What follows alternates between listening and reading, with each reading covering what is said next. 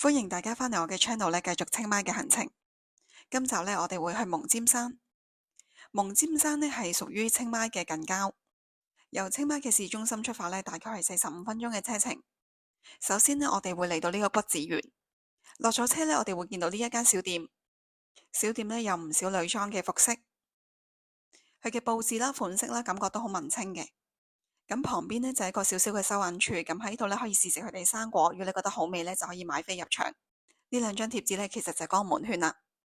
咁我哋咧就可以攞住啲藤籃入去摘生果，咁摘完生果之後咧就可以出返嚟呢度咧磅重收費。士多啤梨咧就係60匹100 gram。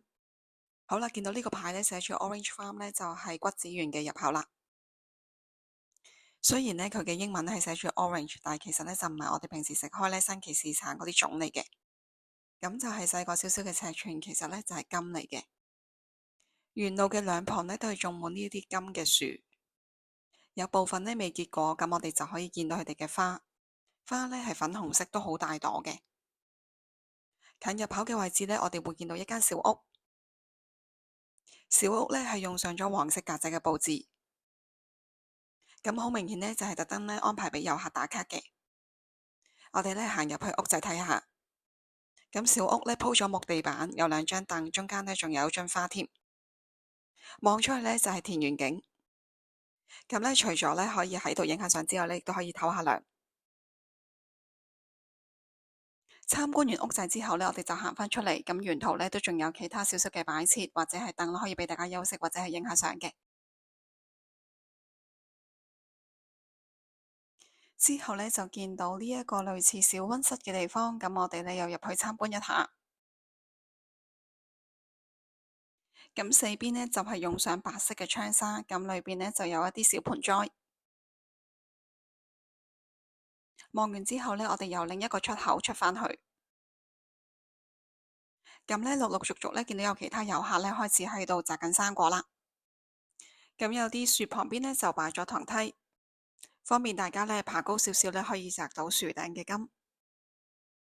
同時呢，亦都可以影下相。除咗金之外呢，仲有桑子。咁呢，紅色嘅莓呢，雖然係好靚，但係呢就係未熟嘅。樹上面呢，有時呢就會見到啲膠樽，咁呢就可以黐住啲烏蠅或者蚊滋。沿路呢都有牌呢提示呢啲桑子呢要轉咗黑色呢先至可以摘嘅。摘嘅時候呢就要留意啦，因為側邊呢係有刺，好容易會整到手。同埋呢要輕力少少，唔可以壓到佢，如果唔係嘅話呢就好容易爛啦。呢個骨子園呢係屬於蒙尖山呢比較高嘅位置。呢度望落去呢可以望到山腰同埋山腳嘅景色。咁我自己覺得呢，其實蒙尖山呢有少少似台中嘅清境農場。咁都係一個山頭上面呢，有好多唔同嘅園區同埋民宿，風景呢係好靚，其實都好值得嚟嘅。不過呢，相對地交通呢就冇咁方便啦。如果呢喺市區 call 車入嚟嘅話呢 call grab 大概會係13銖，但係呢大部分司機呢都唔會接嘅，因為呢佢擔心呢單程呢車咗你入嚟之後呢，佢要吉車出返去，咁佢自己呢就需要承擔嗰45分鐘嘅油錢，所以呢一般嘅司機呢都會另外再 PM 你，就要求你係來回嘅。我哋今日嘅行程呢就係包咗車，咁呢個價錢呢就26銖。咁如果真係對呢個蒙尖山有興趣嘅朋友呢，就要注意交通啦。但係呢，蒙尖山呢有好多民宿嘅，如果你呢度已經預訂咗民宿嘅話呢，一般呢佢哋都會幫你安排埋交通嘅。繼續落嚟呢，我就講返呢個骨子園啦。咁我哋呢見到有個類似水井嘅，我哋就過去望一望。但係其實呢就唔係井嚟嘅，佢呢個上面呢就應該係諗住種荷花，不過呢啲荷花呢就有啲欠缺打理。我哋呢而家行到骨子園呢比較入嘅位置啦，其實好少遊客呢會行到入嚟呢度嘅。咁係我哋呢比較八卦啲呢，就想深入了解下呢一個嘅骨子園，咁所以呢就行多少少地方。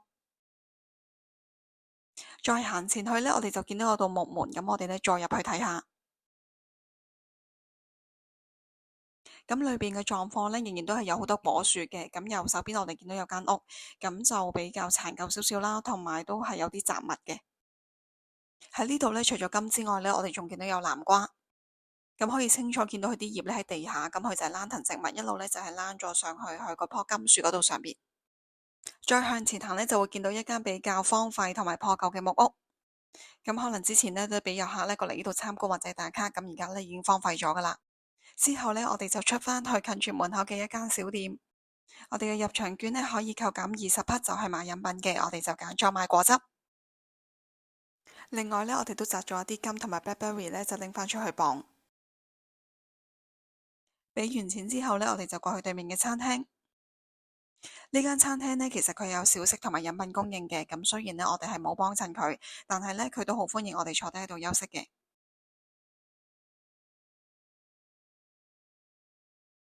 餐廳旁邊呢，仲有一個小式嘅花田，咁我哋又可以行上去睇下，影下相。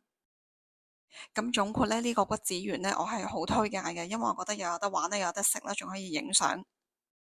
咁今條影片嘅分享就嚟到呢度啦，我哋下條片再見啦，拜拜。